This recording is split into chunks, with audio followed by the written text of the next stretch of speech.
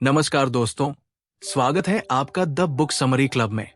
आज हम एक ऐसी किताब की बात करने जा रहे हैं जो ना सिर्फ आपके रिश्तों को बेहतर बनाएगी बल्कि आपको ये भी सिखाएगी कि किसी को बिना एक शब्द कहे पढ़ा कैसे जाता है। जी हां दोस्तों, आज हम बात कर रहे हैं पैट्रिक किंग की जबरदस्त किताब read people like a book के बारे में। क्या आपने कभी ऐसा महसूस किया है कि कोई इंसान आपके सामने कुछ कह रहा होता है लेकिन उसका मतलब कुछ और ही होता है? वो मुस्कुरा रहा होता है लेकिन आंखों में उदासी होती है, या फिर कोई बार बार आपकी बात काटता है लेकिन असल में वो अपने डर को छुपा रहा होता है? अगर हां, तो आप सही जगह पर हैं।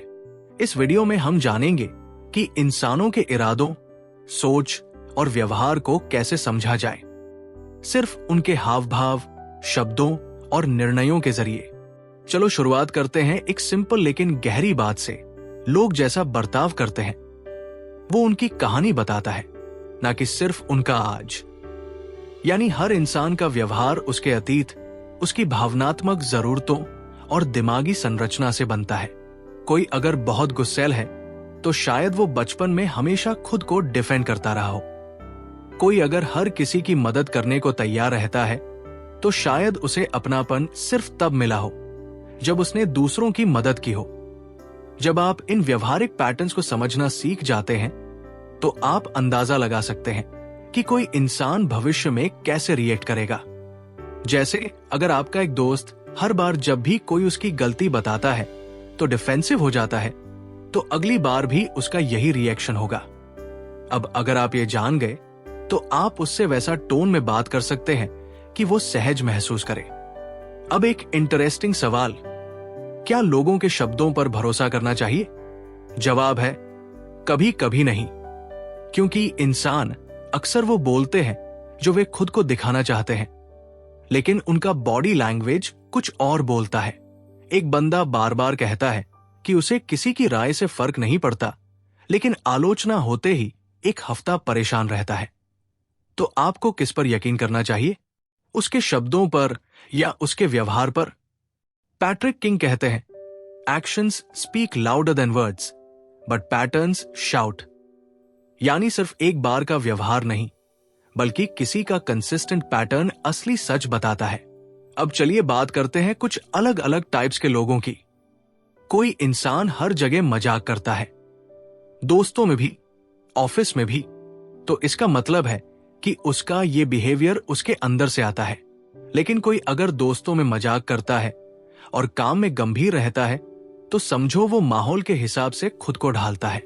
कुछ लोग हमेशा कॉन्फिडेंट दिखने की कोशिश करते हैं, लेकिन जैसे ही उन्हें कोई मुश्किल सवाल पूछो वो असहज हो जाते हैं। इसका मतलब है कि वो शायद खुद को लेकर इनसिक्योर है। कुछ लोग हमेशा अटेंशन में रहना पसंद करते हैं, वो ग्रुप में सबसे पहले बोलना पसंद करेंगे, लेकिन अगर कोई और सेंटर ऑफ अटेंशन बन जाए तो उन्हें परेशानी होगी। अब सवाल यह है कि हम कैसे इन पैटर्न्स को पढ़ें? जवाब है ऑब्जर्वेशन एंड एम्पैथी। ध्यान दीजिए कि कोई इंसान अलग अलग माहौल में कैसे रिएक्ट करता है। जब वो अकेला होता है तब कैसा होता है, और जब उसे टेंशन होती है तब कैसा। इसके बाद आता है बॉडी लैंग्वेज। दोस्तों, हमारे शब्द झूठ बोल सकते हैं लेकिन हमारे हाव भाव नहीं। मान लीजिए कोई कहता है मैं ठीक हूं, लेकिन उसकी आंखें नीचे झुकी हैं, आवाज धीमी है और कंधे ढीले हैं, तो क्या वो सचमुच ठीक है? पैट्रिक किंग बताते हैं कि हर इंसान की बॉडी लैंग्वेज एक अलग कहानी सुनाती है। जब कोई इंसान खुश होता है उसकी आंखें चमकती हैं, मुस्कान दिल से निकलती है। दुख में आंखें भारी, होंठ सख्त और भौहें झुकी होती है। डर, गुस्सा, शर्म, सबके अलग अलग शारीरिक संकेत होते हैं। इसी तरह अगर कोई बातचीत में लगातार फोन देख रहा है, पैरों को हिला रहा है, तो ये संकेत है कि या तो वो बेचैन है या बोर हो चुका है। अब थोड़ा और डीप चलते हैं डिफेंस मैकेनिज्म्स की दुनिया में। कभी आपने नोटिस किया कि कुछ लोग हमेशा दूसरों को ब्लेम करते हैं, कभी गलती नहीं मानते?